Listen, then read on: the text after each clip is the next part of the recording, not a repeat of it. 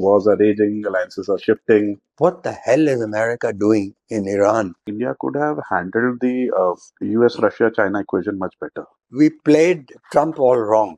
He's a narcissist. 45% of Indians are stuck in agriculture. These farm laws were very good rather than the Mandi MSP system. Do you think opening up the agriculture sector is a step backward? Agriculture we need to still protect. Is it possible for India to compete with China in manufacturing? There's not a single global Indian brand. Our electricity rates are too high because we are subsidizing. Do you think desubsidizing would be a good move? Why should you give free food? I always believe we should have been open to China. Our top policy should be 8% economic growth. We did not get our independence in 47, but we really got it in 1991. I can't vote for Rahul Gandhi. I can't vote for Modi.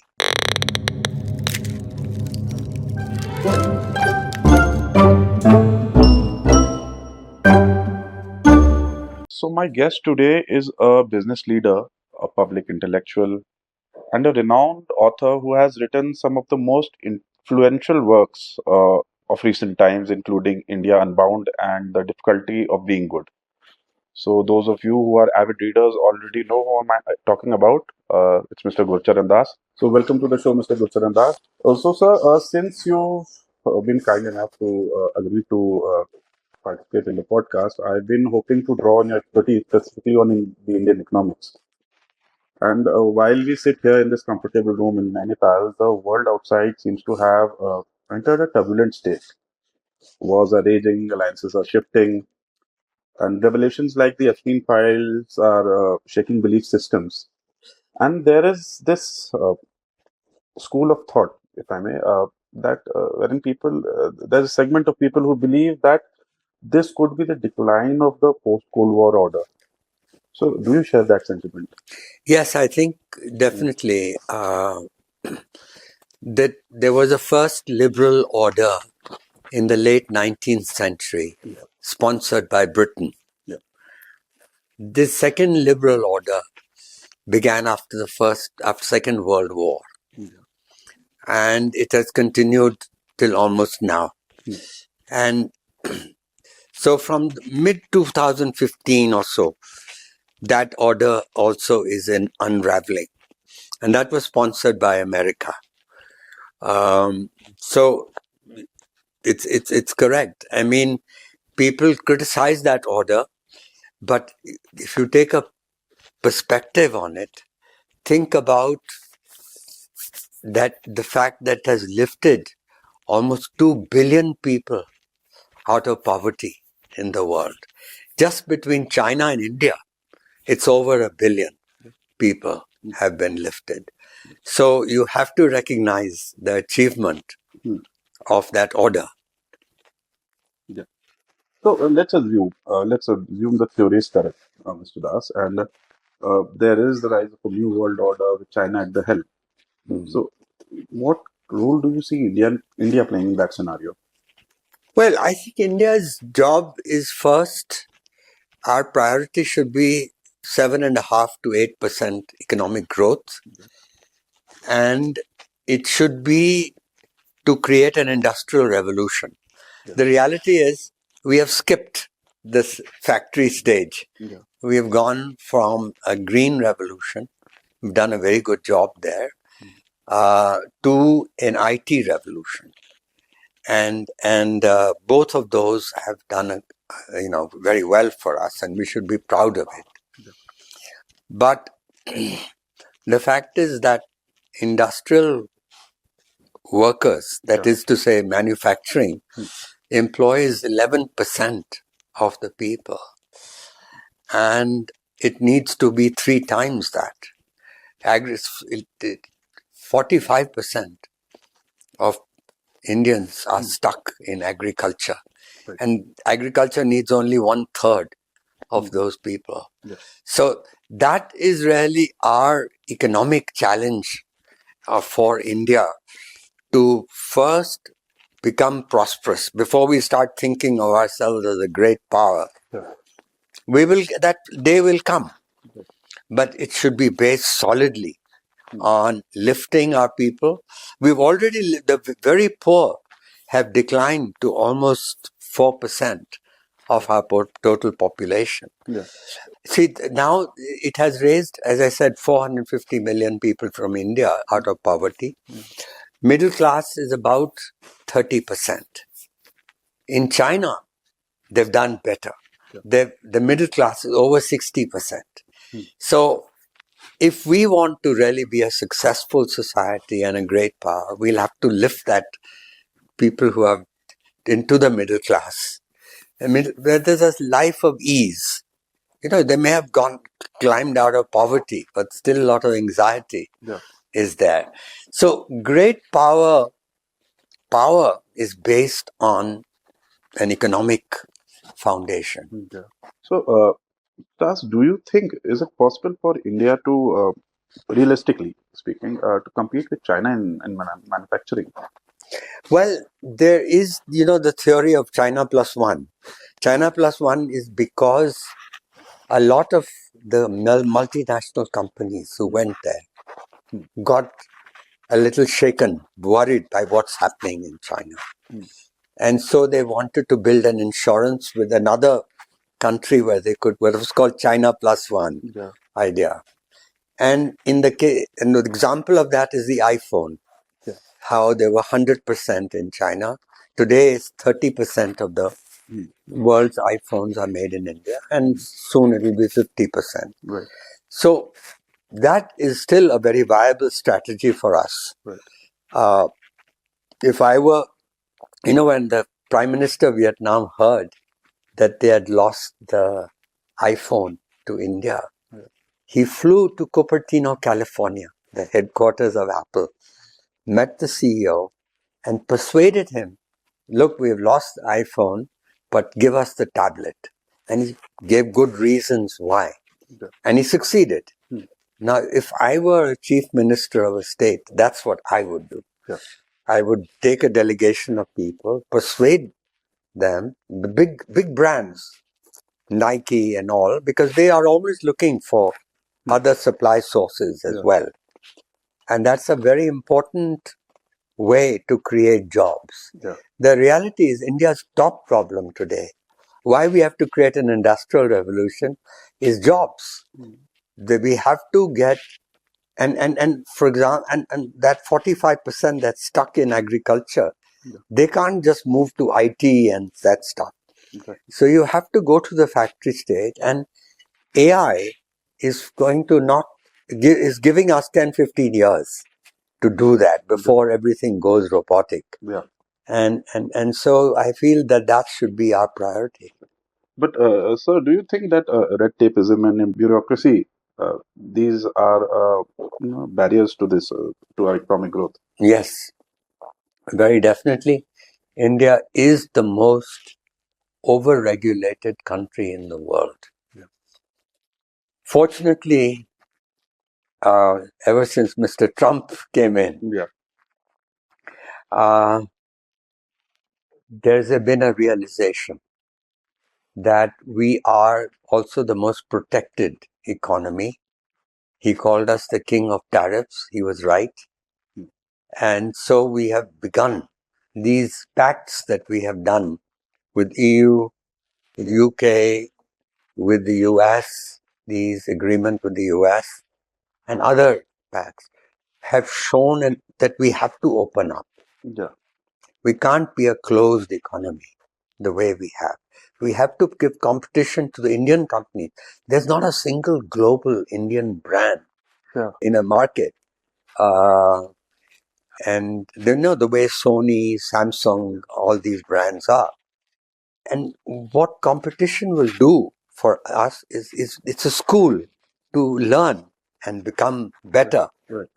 And I think that's the best favor we can do to our own industry. Right. But, sir, do you think opening up the agriculture sector is a step backward? No, I think agriculture we need to still protect until we have a second green revolution. Right. And that is, again, something we should be focused on. These farm laws were very good for the farmer, to make the farmer more competitive. rather than the Mandi MSP system. Yes. So I hope we can do that as well. But until then, we will probably need the farm sector will need some protection. So what do you suggest, sir? What economic reforms should we undertake if we are to, amplify our economy? Yeah. Well, I think first we have to give some credit to this government. The infrastructure it has built is going to make us more competitive. The logistics have improved. Right. The digital revolution has taken a lot of friction out of our system. Yeah. But as I said, the first reform is deregulation. And luckily, we have these 3 deregulation commissions now that are working. And I hope that they will bring. But also, labor reforms. They did some work on that now. And they did announce some things, but we still have a long way to go. You got to unfortunately, the labor aristocracy, the 10% who have formal jobs, are trying to keep other people out. So there's this whole business of contract labor, etc., has grown. That's not very healthy. What we need are laws which recognize that a worker, that a lot of businesses are seasonal. That they need high workers, like in agriculture. During harvest, you need more workers. So during Christmas rush or Diwali period, you need more workers, and other part less. So there have to be a flexibility in the hiring of workers. So so that labor is another one area, but also our electricity rates are too high because we are subsidizing giving free power to farmers, etc. Right. And that makes us uncompetitive. Railway freight is uncompetitive because passengers in the second class, we subsidize that. So there are a number of areas like that. But if you ask me that the PLI scheme, if you see how Apple has used the PLI scheme, it is precisely to make India equal to Vietnam in terms of these disabilities that we have. And that I think has helped the process. So it's very clear. Of course, the bigger reforms we need are judicial reform. Why should it take 15 years to get justice in the courts? You know, in business, you have a contract between 2 parties. It has to be quickly adjudicated. Right. Otherwise, an international investor will not come and invest in India. Right. But sir, given the size of the Indian middle class and the people who are living below poverty line, do you think desubsidizing would be a good move in such a scenario? Subsidizing? We are subsidizing train tariffs and we are subsidizing. No, but I'll tell you, the problem, I'm not saying desubsidize those. What I'm talking about is, for example, we are today giving 800 million people, 80 crore people, free food. Now, the reality is that poor in India are not 80 crores. The absolute poverty has really dropped down to 4%. They are the people. You need a safety net for the poor. But why should you give free food? Now, no government can afford to get out of that.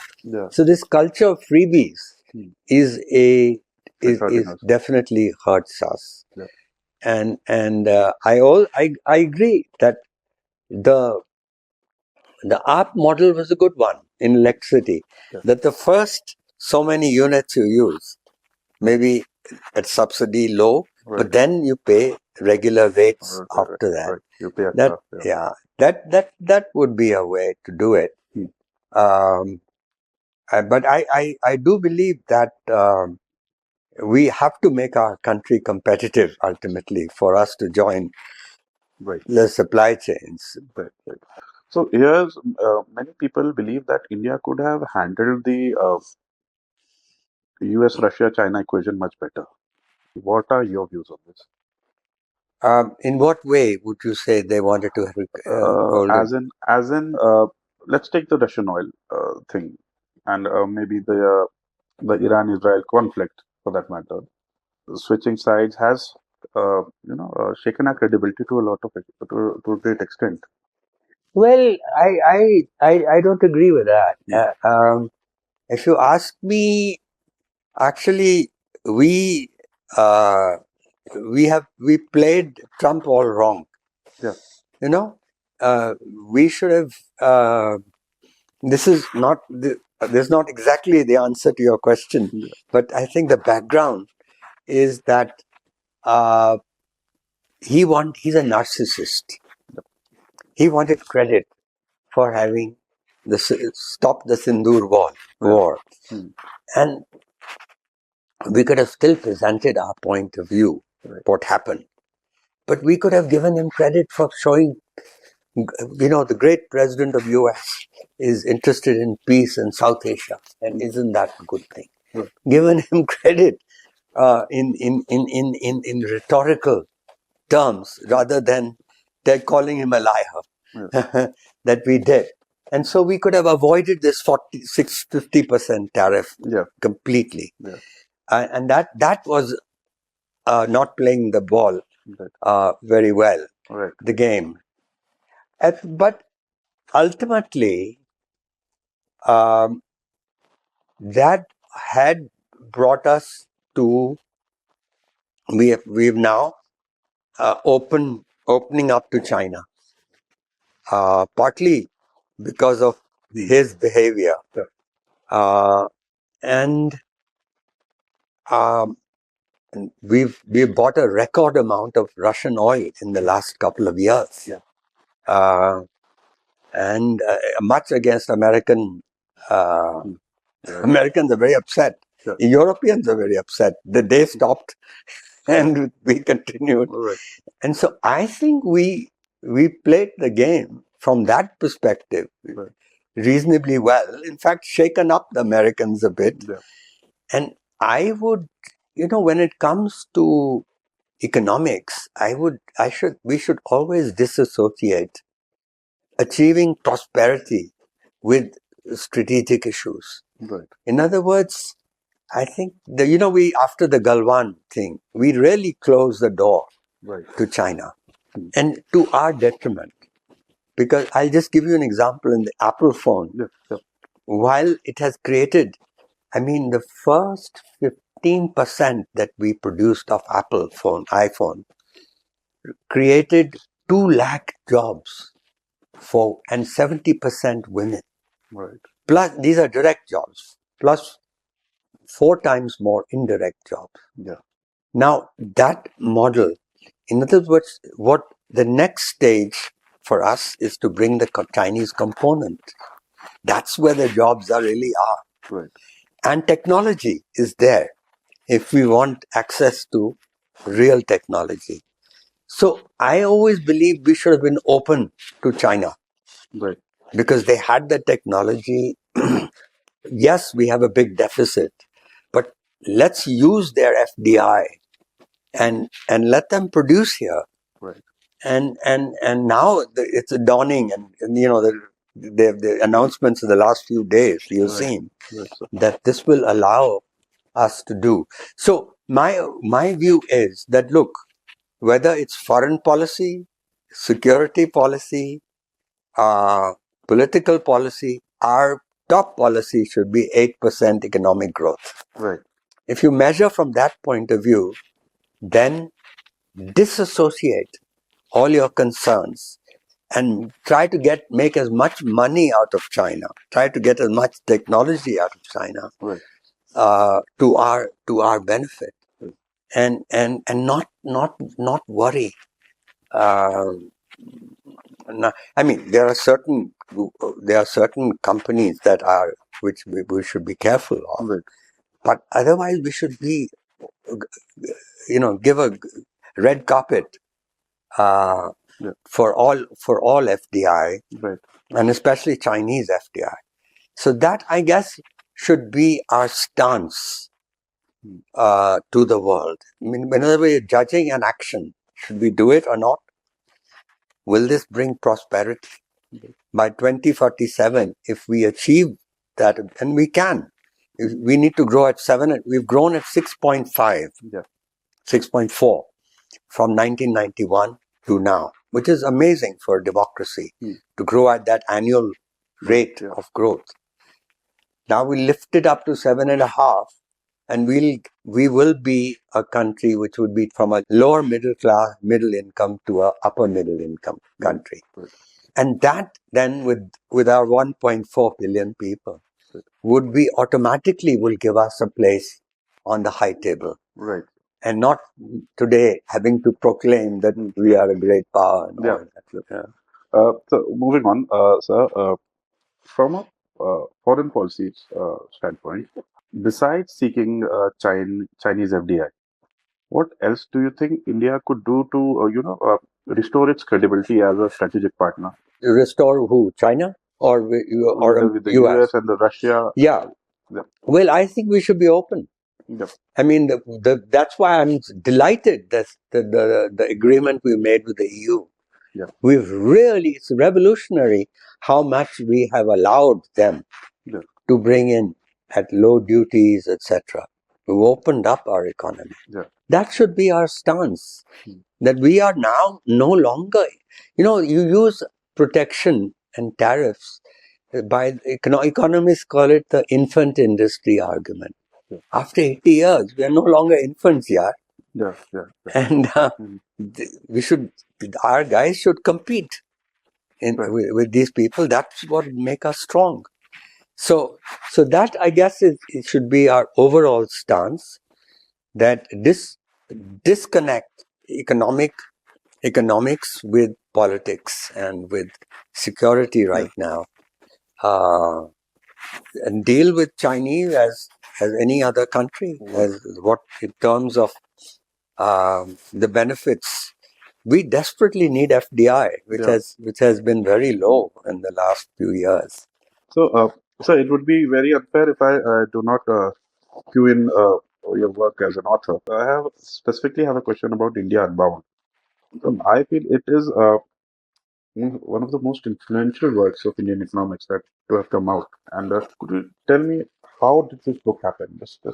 How did you go about it? Well, I'll tell you that it really goes to my life. I quit the corporate world when I was actually had a very promising career, and I quit it because I wanted to do something different.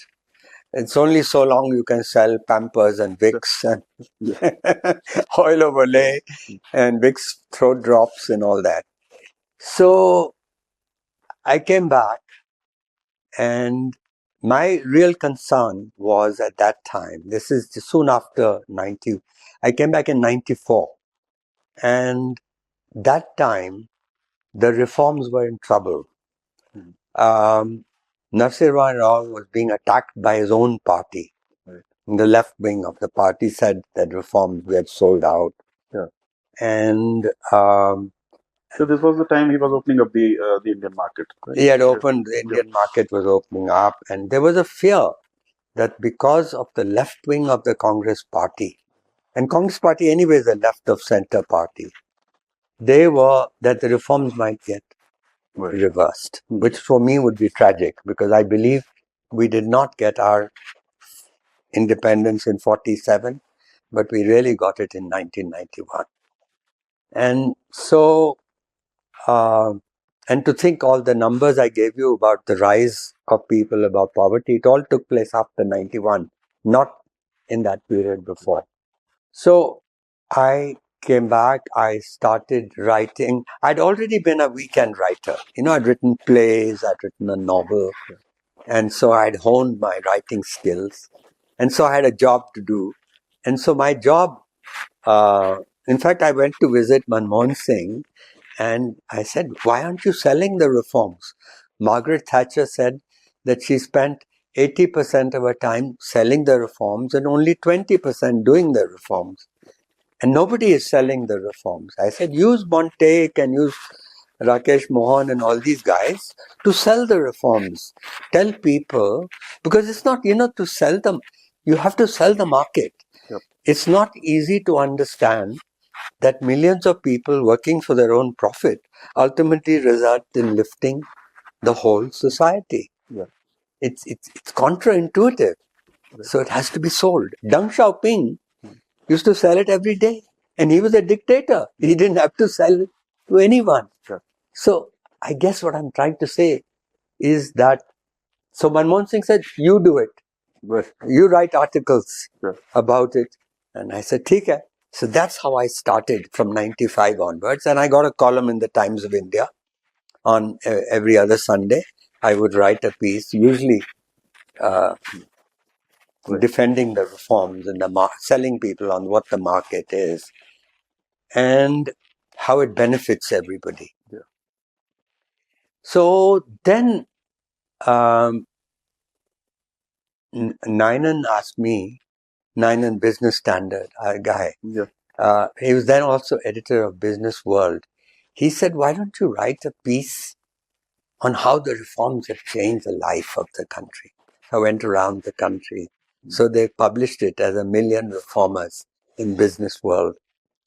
And so I said that I should really write a book, because I said the reforms are transforming the country.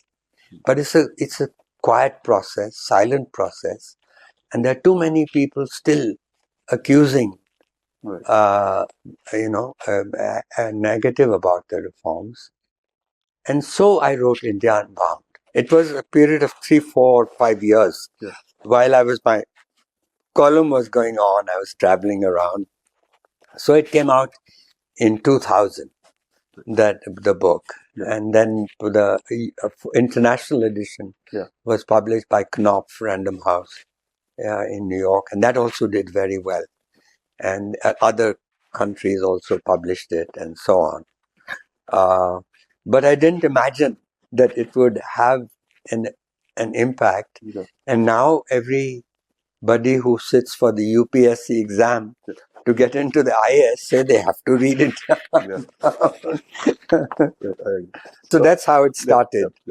Sir, writing on such topics requires you to articulate thoughts. You have to have, it's a very complex thought that you need to articulate in a certain way to, make it, if I may, idiot-proof.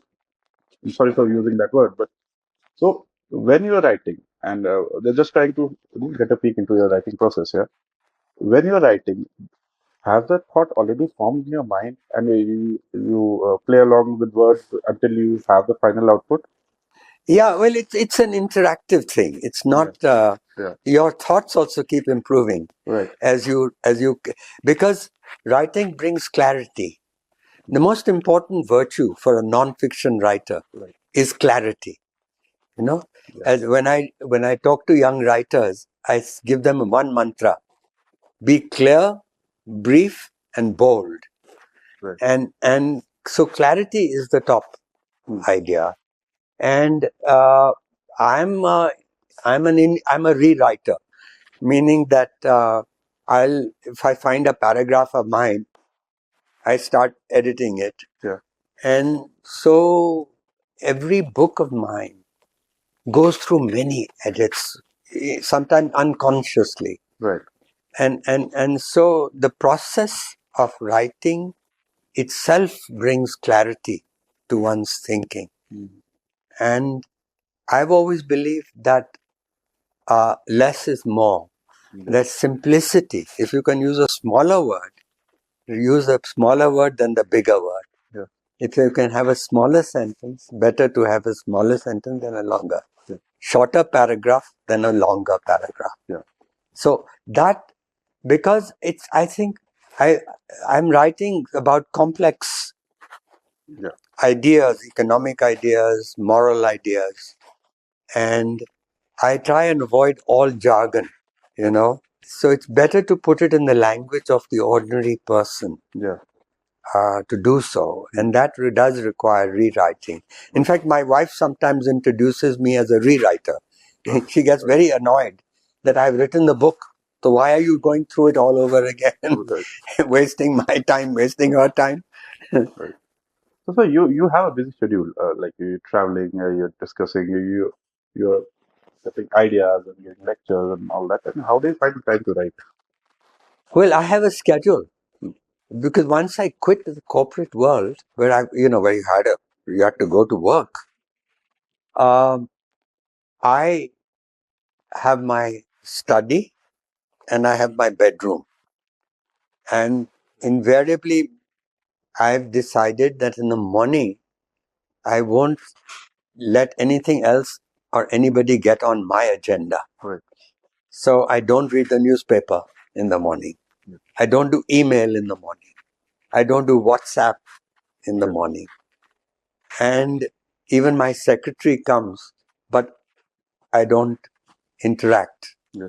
with my secretary. So from 6 to 12 is kind of holy period. I don't go for a walk. Yeah. I don't do yoga, all the good things you're supposed to do. Yeah. So that is like almost like a religious routine. Yeah.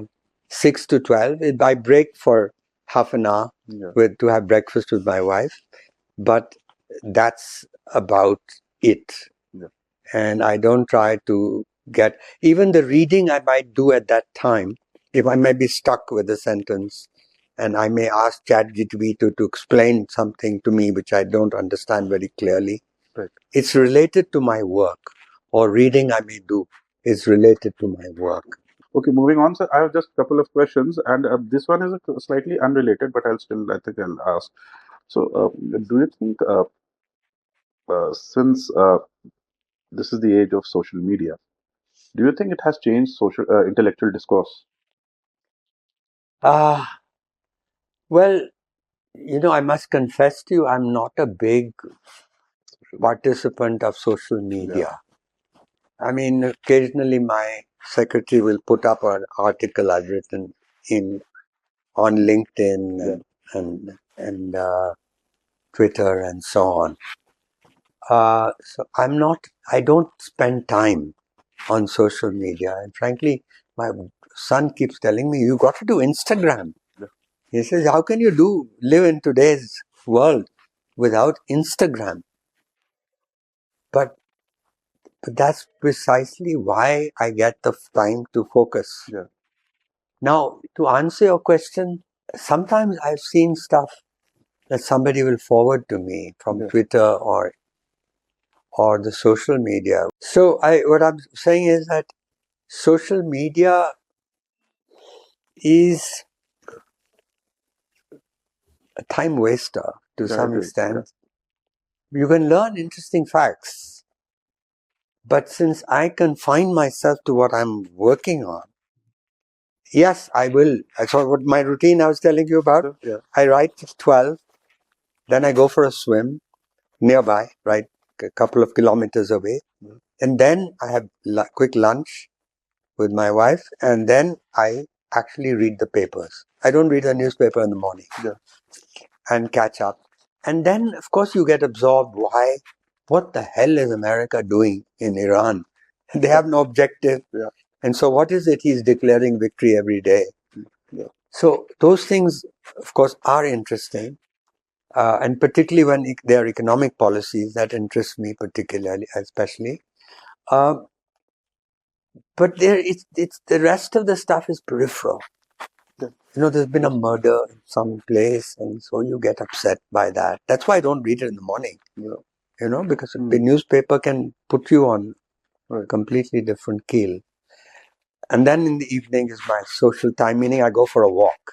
So anybody wants to meet, I said, let's go for a walk. And luckily, Lodi Gardens right across the street. So we go for a walk, and then I may go to that. So that's my daily routine. And so I can't judge social media, but my worry is that, on the other hand, people say people are reading books. But the sales of things like Difficulty of Being Good, India, Unbound are still going on. All right. And so somebody must be reading them. Yeah, they are. They are. So I think one should be And I think the AI really is a big revolution, and for India, it can do so much good. It's unbelievable. I use AI as a not to create, but to interrogate. Yeah. In other words, if I'm not, what I'll do is often give a paragraph to AI, and I said, now critique it. Right. And what will my critics say about it? And that's where I improve the stuff. So it's like a Socratic partner that I use AI and can be invaluable. And then I think of, I've been asked to do a AI book on the Bhagavad Gita. Basically, I'm a kind of, my clone is going to be answering questions. The reader reads and can pause the reading at any time and ask a question. Okay. And they will get an answer from my clone. And my clone is created from 15 hours of interviews that they will do with me in advance. In the works. It's already in the works. It's going to start. But I have right now we have an argument about with the lawyers. I worry about the clone, the protection that I have, because I know of a clone which went rogue and cleaned up a bank account of a guy. Yeah, this is interesting. The thing I can do. Okay, thank you so much, Siddharth. But before I close this interview, I need two book recommendations from you. My own books? Yes. Anything from my dear. Well, my own books, I can tell you. Okay. The big seller, it has gone now to 250,000 copies just in the Penguin India edition. Is the difficulty of being good. India Unbound is done also very well. And these are the big sellers. Then my own favorite, my best book in my view, is called Another Sort of Freedom. And that's his guy, and that's why it's different and better, because it's funny. I've never quite succeeded. It's a difficult area to be in, but I've tried hard, and now reviewers say that you smile or you laugh one on every other page. And so and also it's also kind of my own struggle to give purpose to life, and it's in fact helped me to now know myself, because in a memoir, it's not like an autobiography where you recount your whole life chronologically. You find a theme, you try and connect the dots of your life and find a pattern, and you suddenly say, aha, so that's who I am. So it's got to make me understand myself. And that's been very good. But I think for the reader, it'll be fun because it's funny. That book, Another Sort of Freedom. Then, of course, India Grows at Night When the Government Sleeps. That's a perennial favorite.